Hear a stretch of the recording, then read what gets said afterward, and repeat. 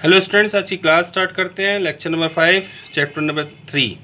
Students, मैंने last class में lecture number 4 में आपको एक न्यूमेरिकल दिया था। स्टूडेंट्स, इस न्यूमेरिकल में आपको फाइंड आउट करना था, ठीक है, current in each branch. Current in each branch, हर एक ब्रांच में आपको करंट फाइंड आउट करना था स्टूडेंट्स, ठीक है। तो देखेंगे स्टूडेंट, मैंने इसमें स्टेप नंबर 1 फॉलो किया और करंट ले लिया स्टूडेंट्स। यहाँ से मैंने I1 प्लस I2 ले लिया, इधर I1 फ्लो कर दिया स्टूडेंट, इधर I2 फ्लो कर दिया, ठीक है। और यहाँ पर देखेंगे स्टूडेंट, ये I1 इस साइड इस जंक्शन में आके, ठीक है, इधर I3 चले गया, तो बचा कितना है स्टूडेंट्स यहाँ पर, ठीक है। I1 आ रहा था, I3 चले गया, I1 माइनस I3 आ गया स्टूडेंट्स, ठीक है। और अब यहाँ देखेंगे स्टूडेंट, सी जंक्शन में I3 इधर से आ रहा था, I1 प्लस I2 इधर निकल गया, तो बचा कितना आपका I3 minus of I1 plus I2 students, ठीक है। तो अब इस जंक्शन में क्या हो गया स्टूडेंट्स, I2 इधर से आ रहा है, I1 minus I1 plus I2 इधर से आ रहा है, और इधर से क्या आ रहा है स्टूडेंट्स, I1 माइनस I3 आ रहा है स्टूडेंट्स। तो इस क्वेश्चंस को स्टूडेंट स्टेप नंबर 1 मैंने जो अप्लाई किया, KCL अप्लाई किया स्टूडेंट्स, ये गलत हो गया स्टूडेंट्स, मैंने क्रॉस करके रखा हुआ है। मैंने इससे जानबूझ के किया हुआ है स्टूडेंट्स, क्योंकि आपको समझा सकूं कि इस जंक्शन में देखो आप, इस जंक्शन में आपको इधर से भी करंट आ रहा है, इस जंक्शन में इधर से भी करंट आ रहा है, इस जंक्शन में इधर से भी करंट आ रहा है स्टूडेंट्स। और अगर किसी जंक्शन में अगर सब जगह से करंट आ रहा है स्टूडेंट, तो स्टेप नंबर 2 या बोल दो लॉ नंबर 2, किरचॉफ का सेकंड लॉ वायलेट हो जाएगा स्टूडेंट्स। किरचॉफ का सेकंड लॉ क्या है, summation of V equal to 0। तो summation of V equal to 0, ठीक है, क्या होता है स्टूडेंट, जब होगा क्या आपका, जब वोल्टेज आपका 0 होगा स्टूडेंट्स। और यहाँ पर किरचॉफ का फर्स्ट लॉ भी वायलेट हो रहा है स्टूडेंट्स। कैसे, यहाँ पर सब जगह से करंट आ रहा है और summation of I equal to 0 होता है स्टूडेंट। तो समीशन ऑफ I 0 कब होगा स्टूडेंट, जब कुछ करंट आए और कुछ करंट क्या है यहाँ से जाए, तभी तो होगा ना। और सभी करंट तो यहाँ से आ रहा है स्टूडेंट, तो ये डायग्राम आपका गलत हो गया स्टूडेंट, स्टेप नंबर 1 फॉलो नहीं हो पाएगा स्टूडेंट यहाँ पर। अब इसी को मैंने सेकंड में सॉल्व किया स्टूडेंट्स। यहाँ क्या ले लिया, मैं यहाँ देखेंगे, यहाँ से मैंने I1 करंट ले लिया, I1 यहाँ से करंट लिया स्टूडेंट्स, तो यहाँ क्या फ्लो कर दिया, I2 फ्लो कर दिया, और यहाँ क्या बचा, I1 माइनस I2 हो गया स्टूडेंट्स, ठीक है। अब यहाँ पर देखेंगे, यहाँ से I3 ले लिया स्टूडेंट्स, और यहाँ बचा क्या आपका, I1 माइनस I2 आ रहा था और यहाँ से माइनस I3 कर दिया स्टूडेंट्स। इधर देखेंगे, इधर से I2 आ रहा था, इधर से I3 स्टूडेंट, तो यहाँ क्या हो गया, I2 प्लस I3 हो गया। और इस जंक्शन में देखेंगे स्टूडेंट्स, यहाँ से I3 प्लस I2 आ रहा है और इधर से I1 minus I2 minus I3 आ रहा है। सॉल्व करोगे स्टूडेंट्स, जो कि अपन ने पहले I1 लिया था वही करंट यहाँ पर बच जाएगा स्टूडेंट्स, I1 यहाँ पर, ठीक है। अब मैं स्टेप नंबर 2 पुटअप कर रहा हूँ। स्टेप नंबर 2 क्या है कि डायरेक्शन लो, तो मैं इधर यहाँ डायरेक्शन ले लिया स्टूडेंट एंटी क्लॉकवाइज, इधर क्या ले लिया क्लॉकवाइज, और इधर क्या ले लिया मैंने एंटी क्लॉकवाइज, और उस डायरेक्शन के हिसाब से मैंने यहाँ पर KVL लगा रहा हूँ स्टूडेंट। स्टेप नंबर 2 लगा रहा है students, apply KVL।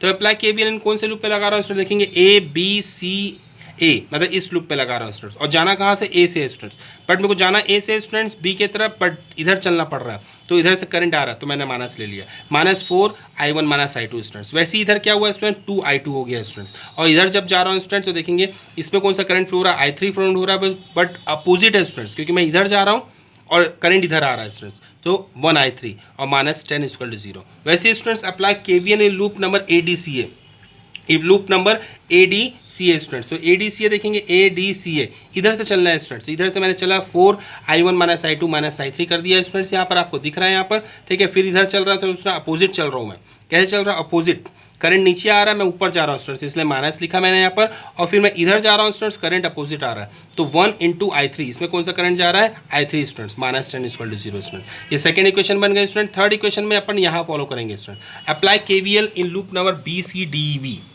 Apply KVL इन BCDEB स्टूडेंट, B से स्टार्ट करके B में खत्म करना है स्टूडेंट, आपकी सेकंड इक्वेशन आएगी, थर्ड इक्वेशन आ जाएगी स्टूडेंट्स। अब ये फर्स्ट सेकंड थर्ड इक्वेशन को स्टूडेंट सॉल्व करके आप ये इक्वेशन नंबर ABC निकाल लोगे स्टूडेंट्स, ठीक है।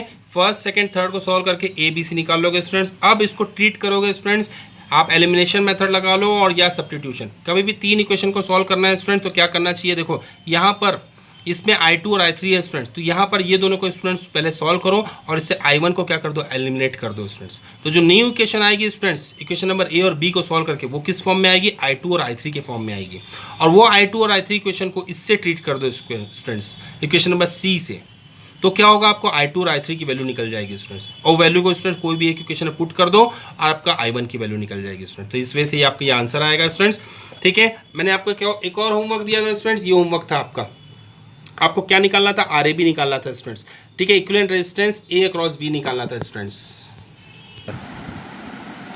स्टूडेंट्स आगे बढ़ते हैं अपन, ये देखेंगे स्टूडेंट्स, यहाँ पर RAB आपको निकालना था, ये इसमें सिमेट्री मेथड अप्लाई करेंगे स्टूडेंट्स। सिमेट्री मेथड कैसे, देखो ये जो आपको दिख रहा है सेम इसके जैसे ये दिख रहा है, मतलब कि अगर मैं इसको फाइंड आउट कर लूँ, इसका R इक्विवेलेंट फाइंड आउट कर लूँ, तो वो उसका आंसर इसके इक्वल रहेगा स्टूडेंट्स, ठीक है। तो इसको सिमेट्री मेथड अप्लाई किया स्टूडेंट, मैं सिमेट्री मेथड से क्या किया, इसको यहाँ से काट दिया।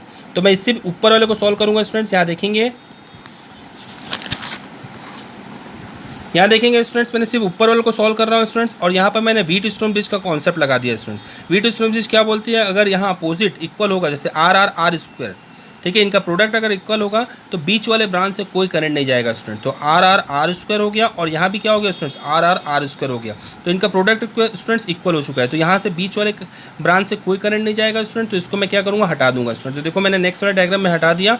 उसके बाद ये दोनों सीरीज़ में हो गया स्टूडेंट्स, ये भी सीरीज़ में हो गया। इसको सॉल्व करके स्टूडेंट्स यहाँ पर सॉल्व कर दिया मैंने, और इधर क्या हो गया स्टूडेंट्स, पैरेलल हो गया। पैरेलल सॉल्व करने के बाद आपका आंसर कितना आ गया स्टूडेंट्स, आर आ गया। तो ये आपका आंसर हो गया स्टूडेंट्स, ये आपका आंसर हो गया स्टूडेंट्स। अब सिमेट्री का कॉन्सेप्ट ले लिया स्टूडेंट्स। तो ऊपर का अगर आंसर आर है तो नीचे वाले का भी आंसर क्या होगा स्टूडेंट्स, आर होगा, और इसको ए बी से डायग्राम के अकॉर्डिंग जोड़ दिया स्टूडेंट्स। अब ये दिख रहा है आपका पैरेलल में स्टूडेंट्स, तो आंसर क्या आ गया आपका, r/2 आंसर आ गया स्टूडेंट्स, ठीक है। अब आपका थर्ड न्यूमेरिकल था स्टूडेंट्स, ये वाला थर्ड न्यूमेरिकल का था। आप देख सकते हैं थर्ड न्यूमेरिकल में आपको मैंने ये वाला दिया हुआ था, इसको ही मैंने सिमेट्री कॉन्सेप्ट से काट लिया स्टूडेंट, क्योंकि जैसा ये दिख रहा है वैसे ये भी दिख रहा है स्टूडेंट्स, ठीक है। तो मैं इसको बस सॉल्व कर लूँगा तो इसका भी आंसर वही रहेगा स्टूडेंट। तो मैंने यहाँ से काट लिया, इसको सॉल्व किया स्टूडेंट्स, और आपको यहाँ पर दिख रहा है ये अंदर वाला क्या दिख रहा है, स्टार दिख रहा है स्टूडेंट्स। ये अंदर वाला क्या दिख रहा है, स्टार, ठीक है, ये स्टार हो गया स्टूडेंट। तो स्टार से क्या किया मैंने, डेल्टा कन्वर्ट किया स्टूडेंट्स। तो आपको देखेंगे स्टार से डेल्टा कन्वर्सन का ये लिखा मैंने, आपको आर एक्स वाई निकालना है, आर एक्स जेड निकालना है, और आर वाई जेड निकालना है स्टूडेंट। तो फॉर्मूला आपको पता है आर एक्स वाई का क्या होता है स्टूडेंट्स, ये फॉर्मूला होता है स्टूडेंट्स। मैंने पुट कर दिया, आर एक्स आर वाई क्या है स्टूडेंट्स, ये आपका आर एक्स है, ये आपका आर वाई है, और ये आपका आर जेड है स्टूडेंट्स। तो यहाँ मैं पुटअप कर दिया उसके हिसाब से, ठीक है। तो आपका आंसर कितना आ गया, 3 आ गया स्टूडेंट्स। वैसे ही आपको आर वाई जेड भी निकालना है, वो भी आंसर 3 ओम है, और वैसे ही आपको आर एक्स जेड भी निकालना है स्टूडेंट्स, वो भी आंसर आपका 3 ओम है स्टूडेंट्स। आगे बढ़ते हैं स्टूडेंट्स, मैं यहाँ देखेंगे आप लोग कि इसको मैंने सॉल्व किया और यहाँ पर लिख दिया, देखो 3 ओम 3 ओम 3 ओम स्टूडेंट्स। अब आपको दिख रहा है ये क्या है, आपका पैरेलल है स्टूडेंट्स, ये भी आपका पैरेलल है और ये भी आपका पैरेलल है स्टूडेंट्स। तो इसको सॉल्व करने के बाद देखो यहाँ पर पैरेलल का आंसर लिख दिया मैंने, और ये दोनों आपको कैसा दिख रहा है स्टूडेंट्स, सीरीज़ में दिख रहा है। ये दोनों आपको सीरीज़ में दिख रहा है स्टूडेंट्स, ये सीरीज़ को सॉल्व किया, यहाँ पर ये लिख दिया। अब या लास्ट में आंसर क्या दिख रहा है स्टूडेंट्स, आपको फिर से पैरेलल दिख रहा है। आप पैरेलल को सॉल्व किया स्टूडेंट, तो आपका आंसर क्या दिख रहा है, 12/15 ओम आ गया स्टूडेंट्स। अब अपने को फिर से सिमेट्री कॉन्सेप्ट याद रखना पड़ेगा स्टूडेंट्स। अगर इधर वाले का आंसर 12/5 ओम है, 12/15 ओम है स्टूडेंट्स, ए से सी तक का, तो सी से बी तक का भी कितना होगा स्टूडेंट, 12/15 ओम रहेगा स्टूडेंट्स, ठीक है। तो ये दोनों किस में हो गया स्टूडेंट, सीरीज़ में हो गया, और ये फाइनल आंसर आपका 24/15 ओम हो गया स्टूडेंट्स, ठीक है। आज की क्लास आगे बढ़ाते हैं स्टूडेंट्स, ठीक है। Cell in parallel, last class में स्टूडेंट्स अपन ने सेल इन सीरीज सॉल्व कर लिया था। अब मैं सेल इन पैरेलल सॉल्व कर रहा हूँ स्टूडेंट। दो सेल ले लिया मैंने, इनका इंटरनल रेजिस्टेंस R1 और R2 ले लिया स्टूडेंट्स। यहाँ से I करंट फ्लो हो रहा है स्टूडेंट्स, यहाँ से I1 बढ़ गया स्टूडेंट्स, और यहाँ से I2 बढ़ गया स्टूडेंट्स। इनका इक्विवेलेंट ये ले लिया स्टूडेंट्स। मुझे क्या फाइंड आउट करना है, ई इक्विवेलेंट फाइंड आउट करना है और आर इक्विवेलेंट फाइंड आउट करना है स्टूडेंट्स। तो potential difference between first cell, इस सेल का स्टूडेंट्स ये, ठीक है, क्या होगा, V = Vx - Vy। Formula put up कर दिया स्टूडेंट्स मैंने, V = क्या हो गया, E1 - I1 R1, E1 - I1 R1 students, ठीक है। वैसे ही student potential difference of second cell लिया है मैंने, इसका फॉर्मूला क्या हो जाएगा, E2 - I2 R2। इसमें V में स्टूडेंट्स 1 और 2 नहीं लगेगा, क्योंकि पैरेलल में वोल्टेज सेम होता है स्टूडेंट्स, ठीक है। यहाँ से मैंने I1 का फॉर्मूला निकाल लिया स्टूडेंट्स, और यहाँ से मैंने I1 का फॉर्मूला निकाल लिया। अब मुझे पता है टोटल करंट क्या होता है, I1 + I2 होता है स्टूडेंट्स। तो मैं इसको वैल्यू पुटअप कर लिया स्टूडेंट्स, और अब इसको वैल्यू को सेट कर लिया, प्लस वाले को एक साइड ले लिया, V को कॉमन ले लिया स्टूडेंट। तो 1/R1 + 1/R2 हो गया स्टूडेंट्स। आगे बढ़ते हैं, आप देखेंगे अब यहाँ देखेंगे स्टूडेंट्स, I = क्या होगा, E1/R1 + E2/R2 - V 1/R1 + 1/R2 students. अब क्या करेंगे, इसको सॉल्व करने के बाद ये आ गया स्टूडेंट्स आपको, और उसको इस साइड फेंक दिया, तो ये माइनस वाला इस साइड आएगा तो प्लस आ जाएगा, ठीक है।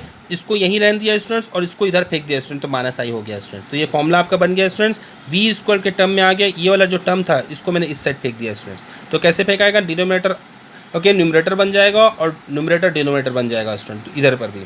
तो यहाँ देखेंगे, यहाँ पर स्टूडेंट्स R1 R2 कैंसिल हो गया स्टूडेंट्स यहाँ, ठीक है। तो बचा क्या आपका, E1 R2 + E2 R1/R2 + R1 minus ये बच गया आपका यहाँ पर स्टूडेंट्स। अब मैं इक्विवेलेंट से कंपेयर करूँगा स्टूडेंट। ई इक्विवेलेंट का फॉर्मूला क्या हो गया student, V = E equivalent - IR equivalent. ये मैंने, ठीक है, अपना जो डायग्राम बना के रखे थे स्टूडेंट्स इक्विवेलेंट वाला, उससे मैंने बना लिया स्टूडेंट्स। तो ये इक्वेशन 1 और 2 ये दोनों को कंपेयर किया स्टूडेंट। तो ई इक्विवेलेंट का फॉर्मूला क्या आ गया students, E1 R2 E2 R1 R2 + R1 students. वैसे आर इक्विवेलेंट का फॉर्मूला आ गया स्टूडेंट्स आपका R1 R2 R2 + R1 students, ठीक है। तो ये कॉन्सेप्ट मैंने लिखा हुआ है स्टूडेंट्स, आप देखेंगे 10 कॉन्सेप्ट 2 सेल के लिए क्या होगा, ये फॉर्मूला होता है स्टूडेंट्स, ठीक है। जैसे सीरीज़ में इक्विवेलेंट सिर्फ E1 प्लस E2 होता है स्टूडेंट, बट पैरेलल में आपका सिंपल नहीं होता है स्टूडेंट्स, ठीक है। E1 अपन R1 E2 अपन R2 वैसे E3 अपन R3 भी होगा, वैसे R इक्विवेलेंट का स्टूडेंट्स। और 3 सेल का आप देखेंगे, 3 सेल का क्या होता है स्टूडेंट्स, E1 अपन R1 प्लस E2 अपन R2 प्लस E3 अपन R3, वैसे R इक्विवेलेंट का भी होता है स्टूडेंट्स, ठीक है।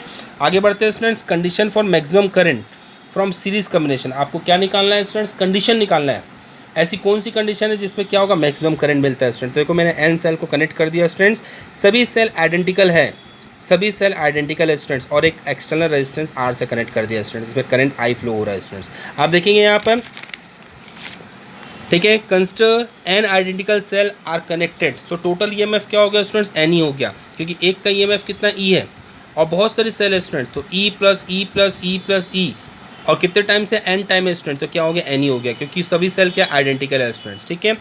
और टोटल इंटरनल रेजिस्टेंस कितना हो गया स्टूडेंट, वैसे ही R प्लस R कितने टाइम से n टाइम है, तो NR हो गया स्टूडेंट। ये फॉर्मूला होता है स्टूडेंट्स आपका, ठीक है, ये फॉर्मूला होता है इंटरनल रेजिस्टेंस का, इसको पुटअप कर दिया। टोटल EMF क्या है, n ही है, एक्सटर्नल रेजिस्टेंस क्या है, R है स्टूडेंट्स, और इंटरनल रेजिस्टेंस क्या है, NR है स्टूडेंट्स। तो आपका फॉर्मूला ये वाला हो गया students, I equal to NE अपन R प्लस NR स्टूडेंट्स। अब हम केस स्टार्ट करते हैं स्टूडेंट्स। केस देखेंगे स्टूडेंट, अगर एक्सटर्नल रेजिस्टेंस ज़्यादा है, अगर एक्सटर्नल रेजिस्टेंस इंटरनल रेजिस्टेंस से ज़्यादा है स्टूडेंट्स, तो क्या हो जाएगा, एक्सटर्नल इंटरनल रेजिस्टेंस इग्नोर कर दो स्टूडेंट, तो क्या बचा, NE अपन R बचा स्टूडेंट। इसका मतलब है करंट क्या होगा student, n times of E by R, और E बाय R भी क्या होता है स्टूडेंट्स, करंट ही होता है। तो देखो सबसे ज़्यादा करंट इसी केस में मिलेगा स्टूडेंट्स, क्योंकि ये n टाइम्स हो जा रहा है, जितनी ज़्यादा सेल उतना ज़्यादा current students. But second case देखेंगे स्टूडेंट, सेकंड केस में क्या है, जब एक्सटर्नल रेजिस्टेंस छोटा हो गया, तो क्या होगा स्टूडेंट, एक्सटर्नल रेजिस्टेंस छोटा हो गया, तो एक्सटर्नल रेजिस्टेंस को इग्नोर कर दो, क्या बचा आपका, NE अपॉन NR बचा, n कट गया स्टूडेंट्स, E बाय R, मतलब कि करंट इक्वल टू क्या होगा, करंट थ्रू वन सेल हो गया स्टूडेंट्स। तो कॉन्सेप्ट क्या बोलता है स्टूडेंट्स, कॉन्सेप्ट ये बोलता है, दस इन सीरीज कॉम्बिनेशन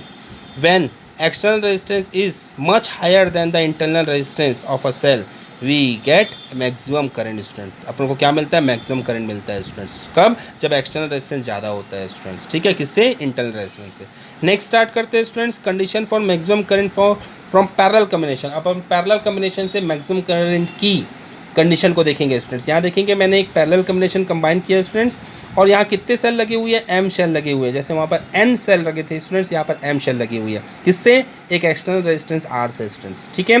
तो टोटल रेजिस्टेंस क्या हो गया स्टूडेंट्स आपका, 1/R डैश, 1/R, इसका R, इसका भी R, इसका भी R, इसका, तो क्या हो गया स्टूडेंट्स, m टाइम से, तो क्या हो गया देखेंगे, 1/R डैश क्या हो गया, m बाय R हो गया स्टूडेंट्स, और R डैश क्या हो गया आपका, R बाय m हो गया स्टूडेंट्स, पर रेसिप्रोकल ले लिया। मैं आगे बढ़ता हूँ स्टूडेंट्स, यहाँ देखेंगे,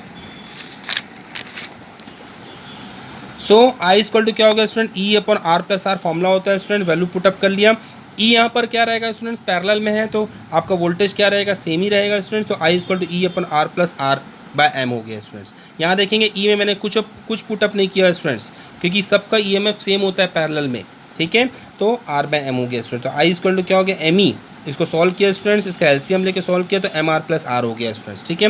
उसके बाद केस देखेंगे स्टूडेंट्स, इफ़ एक्सटर्नल रेजिस्टेंस छोटा है, अगर एक्सटर्नल रेजिस्टेंस छोटा है स्टूडेंट्स, तो क्या करेंगे, इसको इग्नोर कर देंगे, ये छोटा है स्टूडेंट, तो ये भी इग्नोर हो गया पूरा, ये भी इग्नोर हो गया स्टूडेंट्स। तो देखेंगे यहाँ पर क्या बचा आपका, ME अपॉन R बचा है स्टूडेंट। तो देखेंगे टोटल करंट क्या हो रहा है, m times of current through one cell हो रहा है students, m times of current through one cell हो रहा है स्टूडेंट, तो इसमें मैक्सिमम करंट इसमें मिल रहा है स्टूडेंट्स। वहीं सेकंड केस देखेंगे स्टूडेंट्स, सेकंड केस में आपका दिखा है जब एक्सटर्नल रेजिस्टेंस छोटा है स्टूडेंट्स, ठीक है, तो एक्सटर्नल रेजिस्टेंस छोटा है, तो स्टूडेंट्स फॉर्मूला क्या हो गया, एक्सटर्नल रेजिस्टेंस क्या है स्टूडेंट, सॉरी एक्सटर्नल रेजिस्टेंस बड़ा है स्टूडेंट्स, क्या है इस यहाँ पर देखेंगे, एक्सटर्नल रेजिस्टेंस बड़ा है स्टूडेंट्स, किससे, इंटरनल रेजिस्टेंस से। इंटरनल रेजिस्टेंस को अपन इग्नोर कर देंगे स्टूडेंट, मतलब इसको इग्नोर कर देंगे, तो बचेगा क्या स्टूडेंट्स आपका, ME अपॉन MR बचेगा। यहाँ पुटअप कर दिया स्टूडेंट्स, यहाँ देखेंगे ME upon MR, M cancel हो गया स्टूडेंट्स, E बाय R बचा, मतलब करंट क्या हुआ, करंट थ्रू वन सेल हो गया students, current through one cell, तो इसमें अपन को मैक्सिमम करंट नहीं मिल रहा है स्टूडेंट्स, ठीक है। तो कॉन्सेप्ट क्या बोलता है स्टूडेंट्स, दस in parallel combination, okay, when external resistance is smaller than internal resistance, जब एक्सटर्नल रेजिस्टेंस छोटा होता है